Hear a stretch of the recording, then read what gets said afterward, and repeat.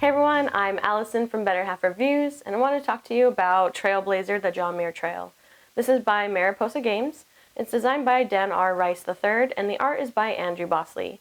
This is a Kickstarter game. It's currently on Kickstarter as when I'm filming this, but I will put a link down below where you can find information about the game if you want to back it or potentially late back it. So what's this game about? In Trailblazer, you are working through a trail. Everybody has their own map pack, so they have different trails that they're going through, different requirements like different natural resources that you need to collect or utilize throughout your hike, and food and water. And there's also sights to see and also wildlife to view. So it kind of encapsulates the idea of going through a trail hike. So you can see mountains or lakes or find different birds or flowers, but you also have to deal with the elements. So some days if you want to hike, maybe it's a very, very hot day, so you're going to need some extra water. Or maybe it's really stormy, so you're going to need some extra sun. I can't remember what you need for that, but anyway. But when you're playing this, there's different spots that you can take up, and you can get blocked by other people. So if I really, really need to get some natural water, go get some water from like a lake or something, I need to hurry and get there first before someone else takes a spot. When you're playing this game, depending on the player count, some of those spots do have a certain number that you can use. So like my husband and I, we've played it 2-player, and so each of those natural resources like water, clouds, fire, etc. can only have one person go there. So it's like, oh, gotta go for it quick. Same with if you want to go viewing and go see like a cool mountain or something, there's only a certain number of spots that can be used per round to go and pay off the resources to get that view. But despite me mentioning that, you can get blocked and you can feel like, oh, I gotta hurry and get there, this game also does feel semi-relaxing. Like, it seems kind of chill, but with a little bit of like, okay, I gotta hurry. So I've heard it compared to Parks, where they're like, it's like Parks Plus or Parks 2.0, and I would say no. Parks, it just feels like really, really chill, where you're just like, yeah, I'll trade in this stuff. Yeah, I'll do that. Sure, I'll go view that. That one seems like just really easy. And with Trailblazer, you do have moments of like, yeah, I'll trade in some of this and go do that, or like, oh, I'll go collect that bird and turn it into 2 things of water.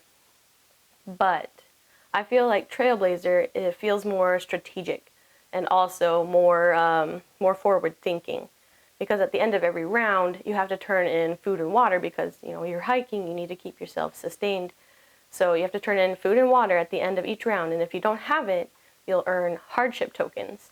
So you have to like balance what you have, what you want to do, and what you need to have at the end of the round. And you only have so many feet, which is basically like your worker placement. So you only have so many feet, so many places you can go during the round. You really need to calculate what you're doing and when you're doing it.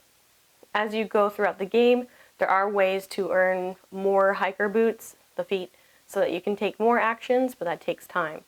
So the main thing in this game is you have a pack. So you collect different resources, which we've talked about, but you also collect different patches. And those can help you earn different rewards.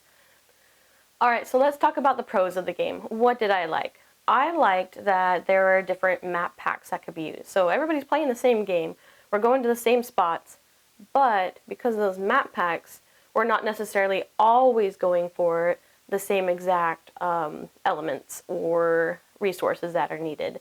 So like I may have map pack A and someone else may have map pack D. And so on my trail, I'm like, oh, I need some fire on this time. And they need to hike and they need some of the extra wind, or maybe they need food. I like that the map packs bring a little bit of a variance to it, so we're not always going for the same thing at the same time necessarily.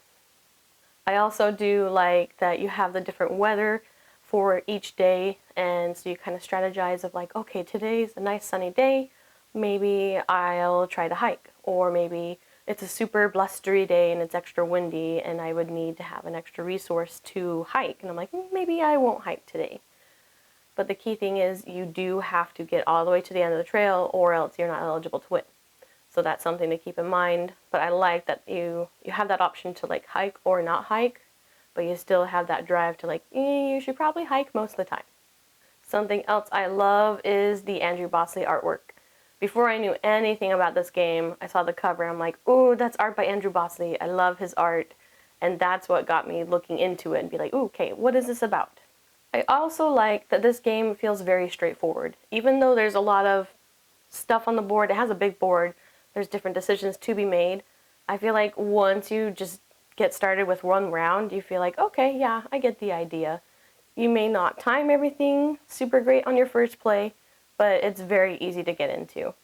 With that, even though it's easy to get into, there are a lot of tough choices, a lot of strategizing, and a lot of puzzly thinking. And I really enjoy that aspect of the game because it's like you want to utilize everything to the best of your ability when it's good to use it. So I sometimes do a little bit of mind gymnastics when I'm playing this game, and I'll be like, okay, I need to use this hiking boot for this.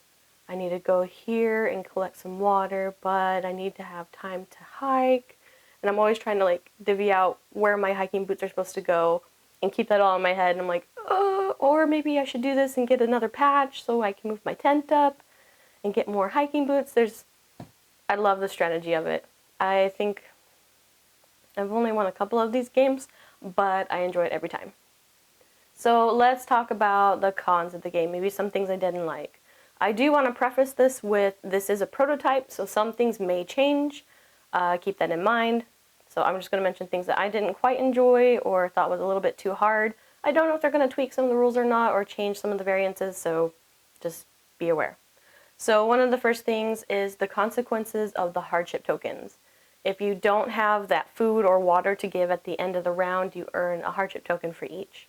And the negative points for those are crazy high, like bad. I feel like it can stack up very quickly. Yes, there are ways to mitigate it and try to get it taken away, but that takes a whole hiking boot, a whole action away from you. So it's like you want to do your best to not get any hardship tokens whatsoever, or maybe get one that you can try to get away. But I felt like in a game that was kind of like cool, calm, and collected, and like lots of strategy, and you're just working on it, and then you get a hardship token, it's like, bam, tons of negative points. And I'm like, oh, that's bad.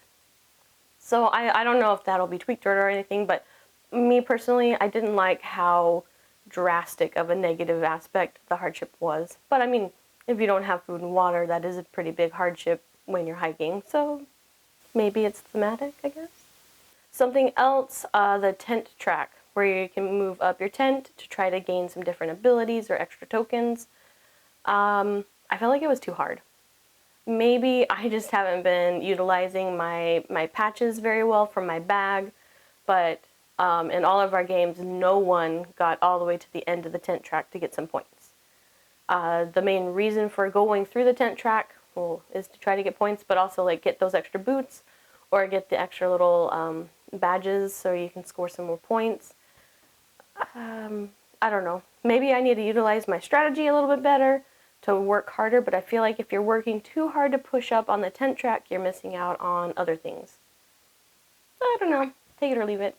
But I mean, not everything about this game is supposed to be easy, so maybe you just have to go all in on it. I don't know.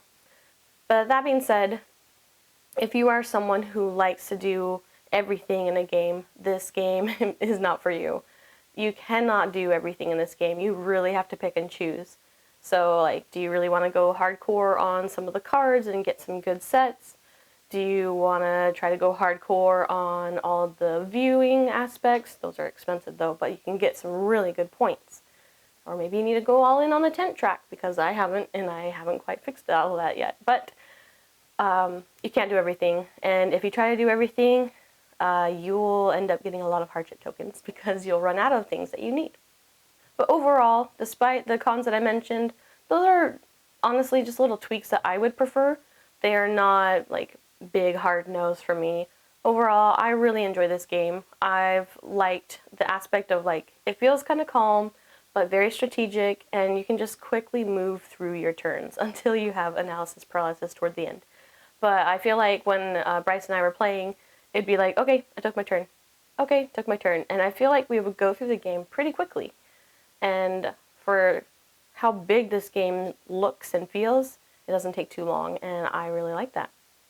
Something I'm looking forward to, I really like what I've been seeing on the Kickstarter with the different upgraded tokens and all that, and I'm very interested in the solo mode because it's designed by one of my favorite designers, John Clare. So I'm really intrigued to try that out. I didn't get to try that prior to the Kickstarter, but I hope it's going to be really good. Alright, so those are my thoughts about Trailblazer, the John Muir Trail from Mariposa Games.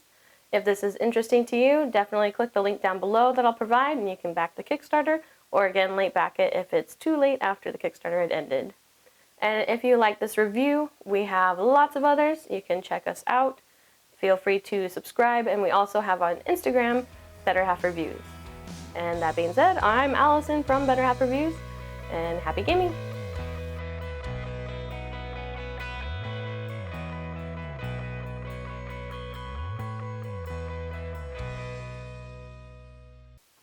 I don't know what I'm doing when I'm by myself.